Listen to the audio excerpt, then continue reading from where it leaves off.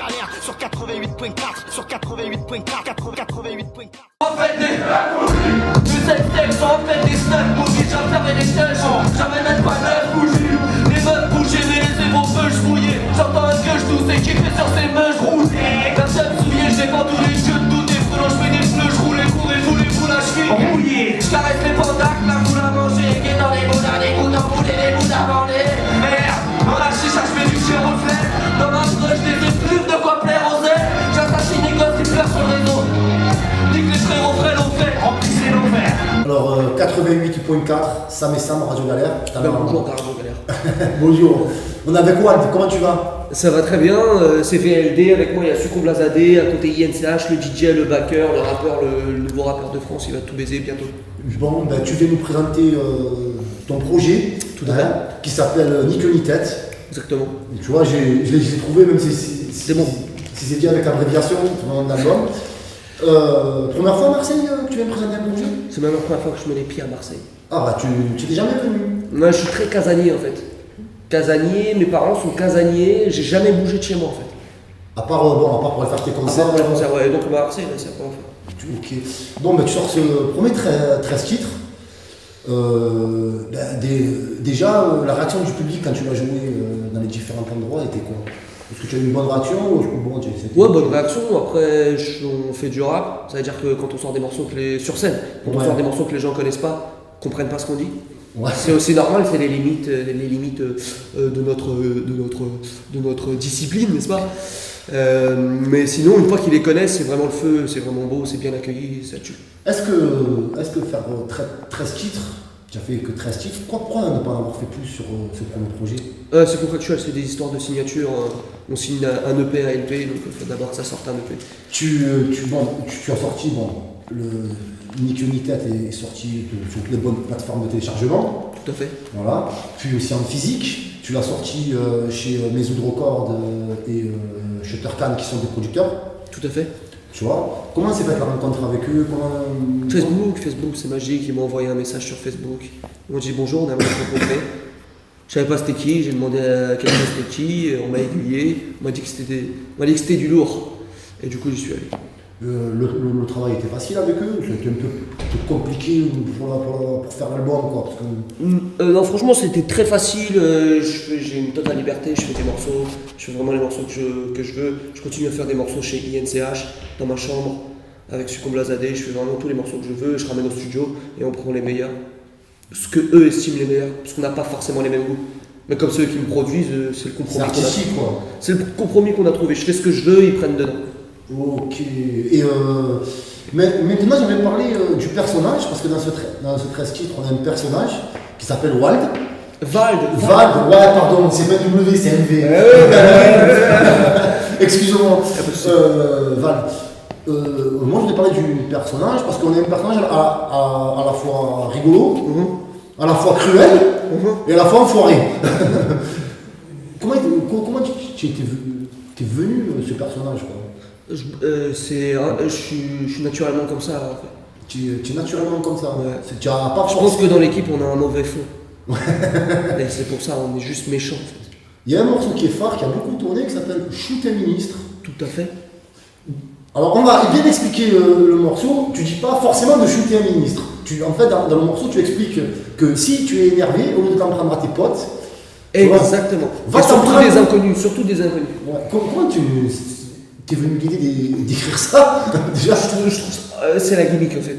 On est beaucoup dans l'ère de la trapance, de l'ère de la voyourie. Je sais pas si ça se dit la voyourie, mais. La voyoucratie, moi je dis. La voyoucratie, tout ce qui est très Kaira.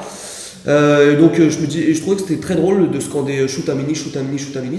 Ouais. Mais il fallait que je trouve une manière de l'amener shoot un ministre sans que ce soit incroyable en fait. Sans que ça soit juste bête et méchant.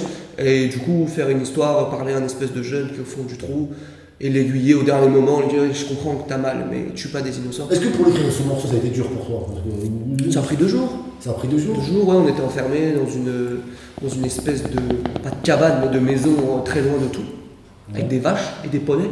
Dédicace à Stan d'ailleurs, on a nourri un poney ensemble. Arrête. C'était très agréable.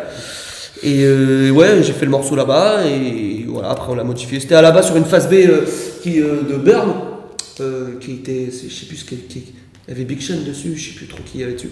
Et bref, j'ai pris la prod et j'ai écrit dessus, après on a refait la prod. Qui c'est qui t'a donné la prod pour ce morceau? C'est un certain individu qui s'appelle Cory, qui est très méconnu du grand public, mais qui est très très connu dans les papiers business, n'est-ce pas? Ah ouais, ok. Ouais. Et comment tu choisis toi les prods, tout ça? Est-ce que tu prends les prods de n'importe qui, tu as l'oreille attentive, ou est-ce que tu es très casanier, comme tu le dis, tu vas vers tes collègues et ça reste que dans ton C'est vraiment mes collègues. J'ai un énorme stock de prod de Succo Blaze AD, un énorme stock de prod de Succo Blaze INCH. Un peu moins, je dois dire, quand même. J'y ai un peu réfléchi là en le disant, et je trouve que j'en ai un peu moins de toi. Un peu moins, et sinon je travaille beaucoup avec mon gars BBP et Dollar. Je fais de l'amour sur eux, et c'est vraiment avec que mes potes que je travaille en fait. Ensuite, il y a le morceau Partout Tatis qui sort. Tout à fait. Partout Sur une Tatis. prod de Black Brand d'ailleurs, Bang Bang Black Brand. Ouais. Je t'ai jamais vu, mais t'es loin. Pareil, assez beau trip le morceau, celui-là Partout Tatis, quoi. En fait, tu t'étonnes de tout sur le morceau, quoi. Moi, je l'ai ressenti comme ça. Hein. Disons que en fait, ce morceau a une histoire. C'est que je suis revenu de la première fois que je suis passé à Skyrock, c'est-à-dire qu'on m'avait invité. Je pensais que j'y allais en touriste en fait, en rigolant. Et il s'est avéré que c'était un Planet Rap comédie de Willax que j'aime bien, y a pas de souci. Mais j'arrive sur le Planet Rap et j'arrive sur le Planet Rap et en fait on me demande de rapper, tu vois. Et j'étais pas du tout préparé, j'étais venu les mains dans les poches, ils me mettent tous du dirty ultra lent et je suis là comme un abruti, j'arrête pas de bafouiller, trop énervé, et je rentre chez moi, je prends la première prod trap qui me vient sous la main et j'écris que des couplets pour les enculer, tout Pourquoi ça. tu as cru qu'un marionnette, t'es pris pour une marionnette, quoi, une comique, quoi. C'est pas ça, moi je pensais que j'allais en touriste, j'allais rigoler, tu vois. Tranquille, on me dit c'est un Planet Rap comédie, je me dis pas vas-y j'y vais en freestyler, rappeur, tu vois. Et moi on me dit vas-y maintenant c'est freestyle VLD avec nous, je suis enculé. Et je me suis fait piéger, enfin à moitié piégé, je me suis retrouvé derrière le micro à bafouiller tout l'été, j'étais trop énervé.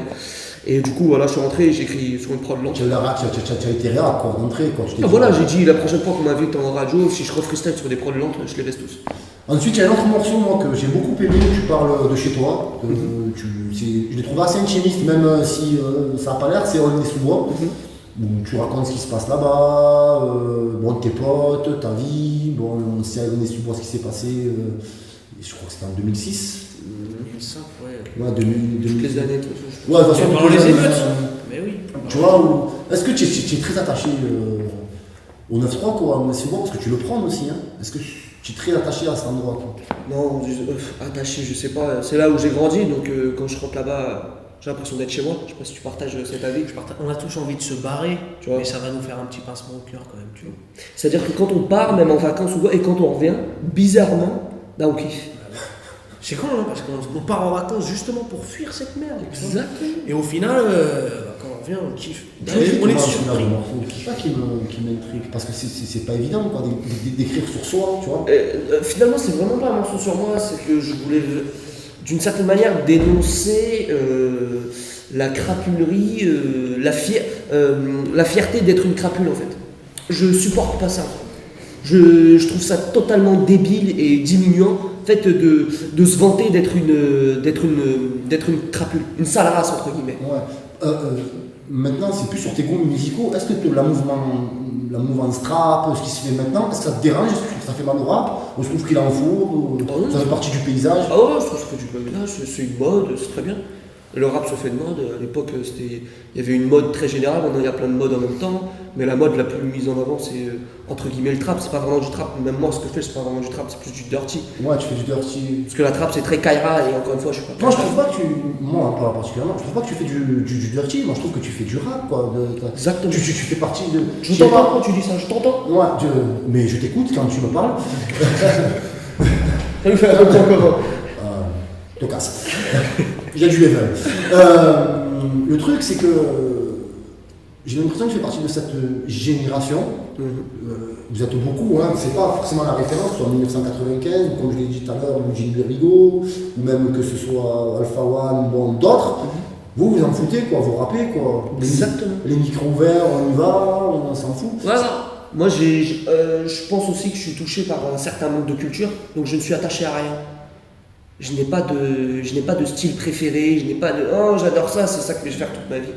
Je m'en bats les couilles. Tu te nourris pas de culture d'à droite à gauche pour écrire ton rap? Je me nourris de tout, moi, à vrai dire. Disons que c'est pas ancré dans moi, je sais pas très bien comment l'expliquer. J'ai pas de réflexe en fait.